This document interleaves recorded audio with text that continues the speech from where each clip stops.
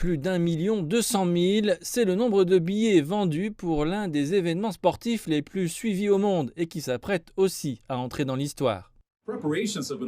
Les préparatifs sont en cours depuis plus d'une décennie et plus tard cette année, le Qatar deviendra le premier pays du Moyen-Orient à accueillir une Coupe du Monde, quelque chose qui crée également des opportunités économiques pour l'ensemble de la région. Bien que l'événement doive générer jusqu'à 17 millions de dollars pour l'économie locale, le Qatar est confronté à une pénurie de logements avec, selon Reuters, environ 30 000 chambres d'hôtel disponibles.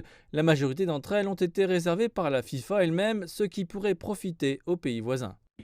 Donc de manière générale, bien sûr, les gens vont regarder Dubaï qui est déjà prêt pour les touristes du monde entier. Parmi les endroits de Dubaï positionnés pour bénéficier de la Coupe du Monde, cet hôtel d'une capacité de 139 chambres, une petite partie de l'inventaire total de Dubaï qui compte plus de 138 000 chambres, est situé à côté d'un grand aéroport qui assurera 30 vols quotidiens vers la capitale qatari.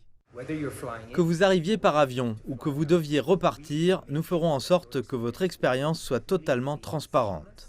Et une partie de cela implique l'élaboration de plans pour que les clients puissent enregistrer leur vol à l'hôtel même. Quand vous regardez des événements comme celui-ci, vous regardez comment ces pays du Conseil de coopération du Golfe, que ce soit les EAU, le Qatar, peuvent vraiment s'épauler les uns les autres. Maintenant, avec la Coupe du Monde qui arrive, c'est une autre opportunité pour que l'industrie hôtelière de Dubaï s'accroisse encore plus.